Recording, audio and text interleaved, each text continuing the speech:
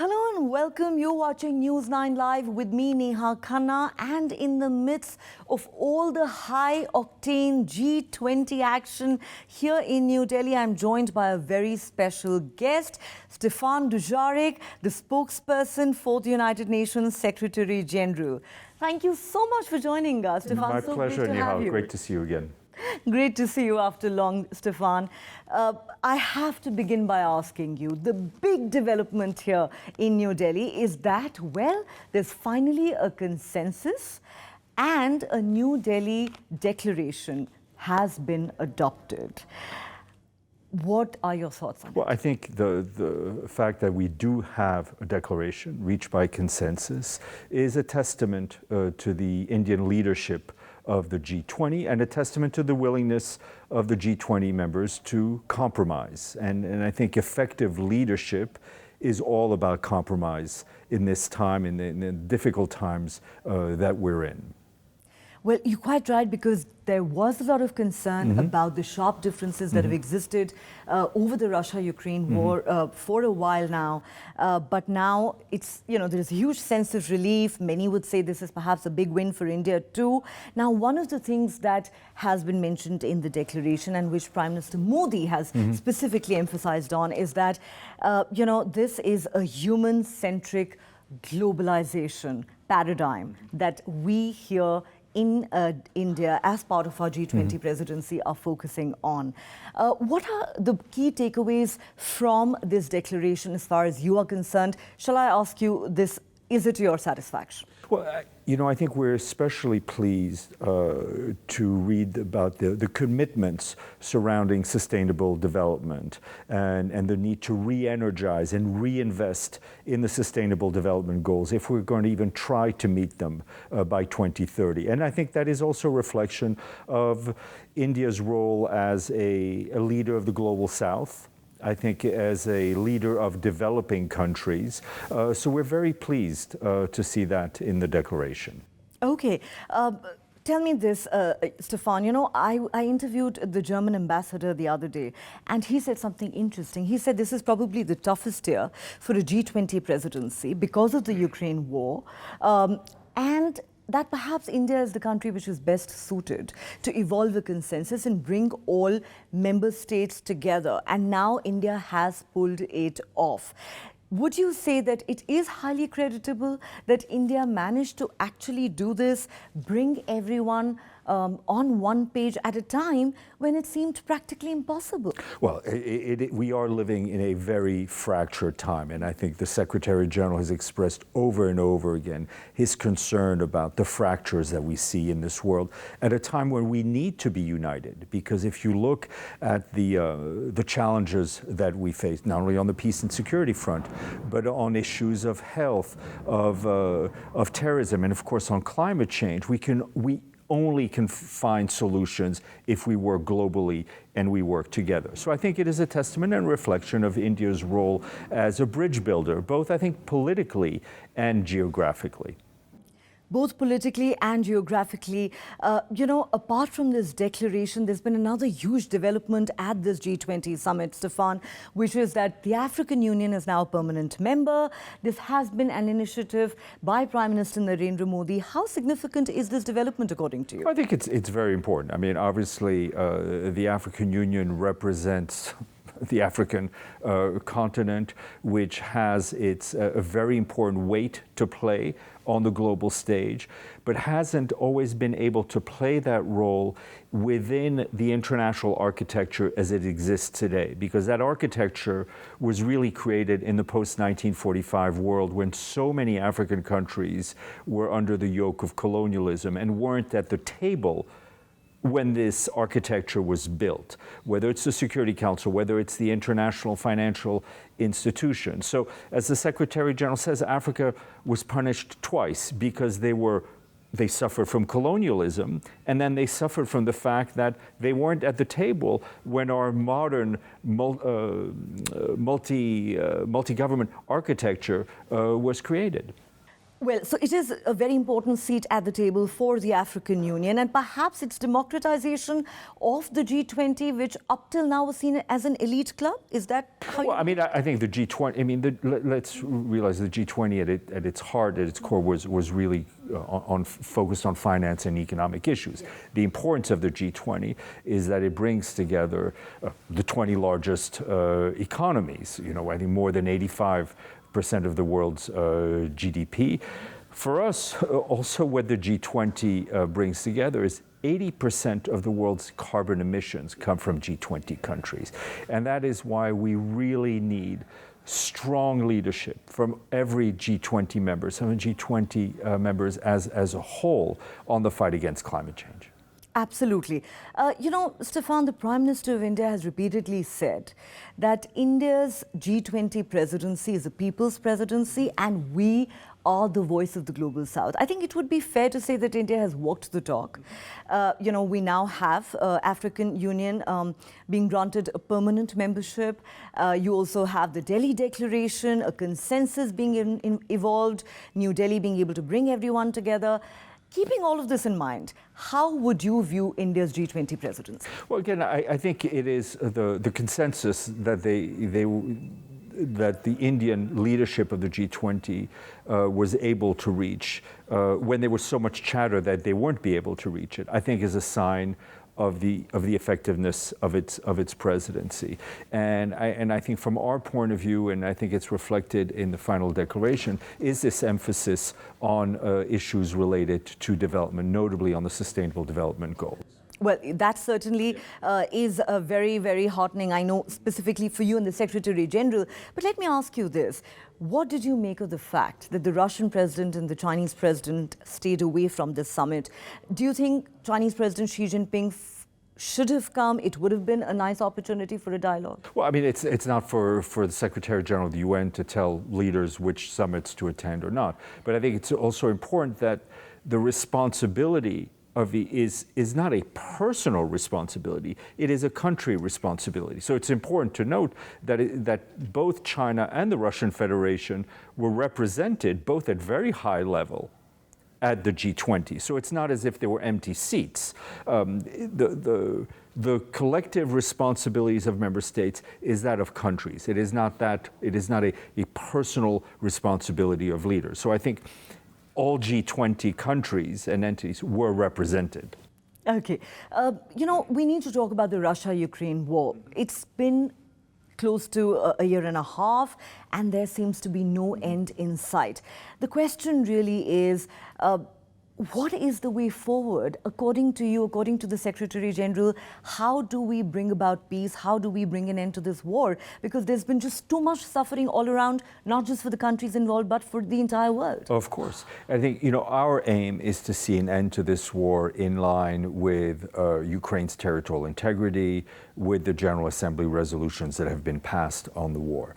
The Secretary General, I think, as he said yesterday, is not very optimistic at an immediate peace. And despite the fact that we've not been able to mediate, no one, or offers in a sense, because have not been taken, because in any conflict, in order for the UN to mediate, both sides have to agree and want to. The Secretary General's focus has been on mitigation, on mitigating the suffering of the people. Now, first and foremost, it is those involved and who are suffering directly from the conflict. We have a huge humanitarian operation in Ukraine. We've been side by side with the Ukrainian people, helping on the humanitarian front, also on the development front. And of course, we're very concerned about the impact globally. One of the biggest impacts was the spike in the food prices. And the Secretary General, working with Turkey, developed the Black Sea Grain Initiative and a memorandum of understanding also with the Russian Federation, which for almost a year enabled the export of Ukrainian grain through the Black Sea, and also working to facilitate the export of Russian grain and fertilizer, which are exempt from sanctions. We know that right now that program is stalled because the Russian Federation pulled out for the reasons they've been very public about. We're continuing our efforts because we cannot let millions and millions of people continue to suffer. Are you optimistic that this deal can be renewed, the Black Sea Great Deal? I think if the Secretary General were here, he would tell you he's neither optimistic or pessimistic, but he's determined, and he's determined to try to continue that operation. You know, you mentioned that the United Nations cannot mediate unless both sides want the body to. But then the question that really arises, Stephane, is apart from the humanitarian work that the United Nations is involved in, what can the UN do to try and, find peace and bring an end to this conflict? There has got to be a greater role here for the UN. Well, I mean, I think the question is, when you talk about the UN, you need to ask which UN are you talking about, right? So there's the UN of the Security Council, which is responsible for peace and security. We know how fractured and divided the Security Council is, and it has not been able to make progress on all sorts of conflict and issues, notably Ukraine, but Syria and others. So while that part, in a sense, is paralyzed, the UN, as represented by the Secretary General and his staff, continue to work all over the world as peacekeepers. We have about 100,000 peacekeepers, and India has been a great provider of peacekeepers, and have often, the Indian peacekeepers we know, have paid for their lives far away from home, trying to defend civilians, which is the most honorable sacrifice one can imagine. We are there feeding people, housing people in refugee camps. So we're extremely present on the humanitarian front. But those are, in fact, are Band-Aids, right? The Secretary General cannot impose political solutions, and that's why he keeps imploring and working with leaders all over the world to try to find those political solutions. Yes, this is very, very complex, but I want to ask you this. Prime Minister Modi has said from the very beginning, including to President Putin, that this is not an era of war. Those words have resonated globally. They also find a mention in the Delhi Declaration. Do you believe, given its unique position geopolitically, India can play peacemaker? Prime Minister Modi can play that role, according to you? Well, I mean, I think every country that has an influence on the parties or has something to offer needs to try for the sake of ending the war. All right. Now we need to shift our focus, Stephane, to something that's talked about so often. I'm sure you get asked this question all the time. The much-needed UNSC reforms. Now, a lot of people say that Africa has no representation in the United Nations Security Council. Latin America doesn't. India, which represents 1/6 of humanity and is the 5th largest economy in the world, still does not have a permanent seat in the UN Security Council. Therefore, the cynics ask, how is the highest decision-making body of the United Nations still relevant? What would you say to that? What Secretary General Guterres and, frankly, the other two Secretary Generals I've worked for have all called for is Security Council reform, because the Security Council, as it is now, reflects the world of 1945. And when I look at my calendar now, we're in 2023. Times have changed. We've gone from 50 member states to 193 member states, right? Countries have grown, have developed, economies have evolved, and I think the Security Council as it is today is, in a sense, hurts the credibility of the work of the UN in peace and security. Now, the Secretary General does not choose who sits on the Security Council. It is not for him to suggest individual countries. There are a lot of countries that in the late 40s, early 50s were just growing and have now grown very much on the world stage economically, politically, who have legitimate claims to the Security Council. And so there needs to be an agreement, and there are discussions which I think are moving in a much more transparent manner now within the General Assembly on Security Council reform. So we very much hope that we see some fruition on that. There are many who ask, isn't it time that the UNSC underwent an expansion? You're saying you do agree with that, and then the question is, doesn't India deserve a seat at the high table? How would you respond to that? As I said, I think it is not for us on the Secretariat side to pick and choose, right, who leads. What is clear, as I said, there are a lot of countries who now have a huge population, a huge weight economically, a huge weight politically, who are not represented at the table and have a legitimate claim to it. And when we talk about the need for reforms, I don't think it's limited to just expansion and inclusion of more members. The way the veto system works, for example, how so many important resolutions, for example, have fallen by the wayside because one country or another decided to use its veto. For example, for India, it's a sore point that every time the listing of a terror organization comes up at the United Nations Security Council, China, for example, blocks it. Don't you think we need reforms there as well? And there are some who would go as far as to ask, shouldn't there be some action taken against a country which is seen as, I don't know if it's an endorsement of terror, but to allow terror organizations to function in that manner? Look, there are processes within the rules and regulations of the Security Council on the particular issue on listings. That's just the way the structure is. It's not for the Secretary General to have a say in that procedure. It's a member state decision. I think on the veto, there have been interesting changes, which can be seen as minute from the outside, but in a sense are very important within the UN context. One of them is that now, whenever a member state vetoes a resolution, that member state has to go to the General Assembly and explain its position and explain why it used that veto, which I think one can imagine has an impact on how the veto is used. But this is all part of the reform and the changes that member states have to decide for themselves. So you do agree that we do need that system changed as well, because the veto has been misused on multiple occasions?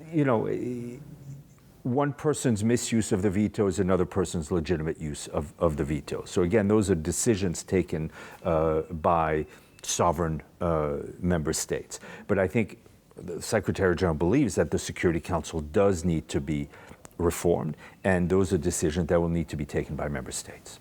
Okay, I hate to ask this, but what would you say to the cynics, Stephane, who ask that what really is the relevance of the United Nations today, especially given the fact that we have a war that's raging for the last 1.5 years? And, it's almost as if the United Nations has been reduced to a talk shop. It's a toothless body, Well, let's be honest. The United Nations did not start the war in Ukraine, nor did it but start wasn't able to prevent it either. Right, but again, you need to ask yourselves, which UN are you talking about, right? There's the responsibility of member states, and they have to take responsibility for their actions. I think one should ask the question: what would happen if the UN did not exist? Who would lead vaccination campaigns against polio throughout the world, including in war zones, right? Who would speak up in defense of the Universal Declaration of Human Rights? Who would feed and house the millions of refugees that we see worldwide? I think that's a legitimate question to ask. And I think if it didn't exist, I think the situation would be a lot worse. I cannot disagree with you on that. So would you then say to the cynics that regardless of what they believe, that perhaps the United Nations is actually more relevant than ever before? Is that what you would say? It is more relevant than ever before when you think about the sort of challenges that we're facing today, right? Again, as we spoke earlier, on climate change, how do we solve climate change in a fragmented world? We can only solve climate change if everyone sits at the table, right? And that table, when you talk about the UN, you don't need to have talks about talks. You don't need to have discussion about what the table will look like, because it exists. 193 member states. But there needs to be political leadership. There needs to be a spirit of compromise by the leaders sitting around that table. And that's what the Secretary General is encouraging.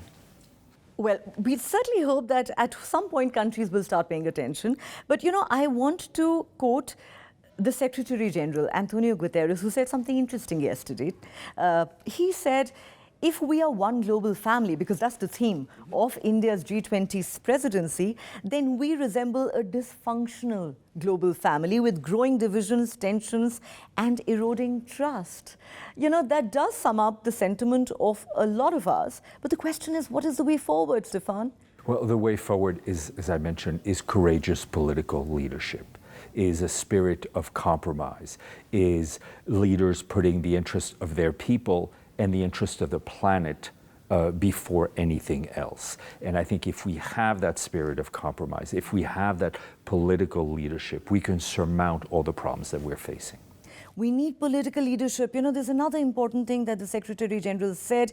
He said the global financial architecture is outdated, dysfunctional, unfair, and requires deep structural reform. Now, you know, MDB reform was very much on the agenda at the G20 summit. But the question is, when you have big players continuing to block these reforms because it hurts their own vested interests, again, we're stuck. How do we move forward? Well, first of all, I think as you can tell, the Secretary General is becoming more and more blunt and more direct in his language, less diplomatic than me, which is good that my boss is further afield than we welcome I am. That, yes, exactly. And I think, again, he is speaking very bluntly because he's very frustrated at the way the state is. He's very frustrated at the injustices that we continue to see, both individual but also systematic and institutional injustices, very much reflected in the way the international financial architecture is. When you saw the special drawing rights that were issued during COVID, which benefited developed countries more than developing countries, that's not right. That's not fair. And in fact, it is in the common interest of the richer countries to help and to show greater solidarity to the developing countries, especially on issues on climate, when, you know, most countries in Africa really had no action that really led to the climate situation, the climate disaster that we're in today. You know, you're talking about climate action, and it's incredibly important for the very existence or survival of our planet. The Secretary General said, we have no time to lose. He's urged the G20 nations to keep the 1.5-degree goal alive. The question is, are world leaders really listening? Well, listen, we very much hope they are listening, and we know that a number of them are, but we need greater political courage, because it is, I mean, I think the Secretary General understands that it is sometimes politically difficult to take difficult decisions nationally on climate. But we need to look forward not to the next election cycle, we need to look forward 10 years or 5 years, and to think about the next generation. And we also need to ensure that the private sector is fully involved. And we've been very much bringing in the private sector into our discussions on climate. And all of us as individuals also have a personal responsibility. We do. We certainly do. Last couple of questions, Stephane, before we let you go. You know, I have to ask you once again about the Russia-Ukraine war. You said the Secretary General has been rather candid, and he has said he's not very optimistic about seeing an end to this war anytime soon. But the question really is, what would the Secretary General want to say, let's say, to President Putin and to leaders of NATO? Well, I mean, what he wants to say is he wants to see an end to this war, right? He wants to see an end to the war with the territorial integrity of Ukraine, within the guidelines of the General Assembly resolutions that have passed on Ukraine. The war in Ukraine is not only provoking suffering to the Ukrainian people, but also to people around the world. And I think the Secretary General has been very clear from the get-go in condemning Russia's invasion of Ukraine. What would he like to then see done? Because Ukraine is very clear that peace talks can happen only if Russian troops completely withdraw from its territory.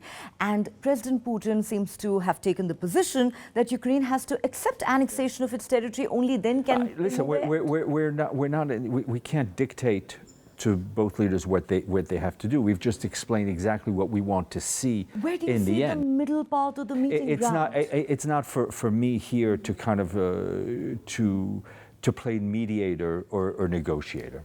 You don't want to comment on that. Okay, I respect that. Stephane, final question. We've talked about India's G20 presidency. We've talked about how India has managed to evolve a consensus on a very prickly issue. But overall, in today's geopolitics, how do you see India's role? Well, India, as I said, is I think as multiple role. One, as a very powerful voice for the developing world, and India as a bridge builder between the blocks that we see, India is a leader in ensuring that multilateral institutions are strong and effective. On that note, thank you so much My pleasure. for talking to us, Stephane. It's been an absolute pleasure. My Thank pleasure. you for your time.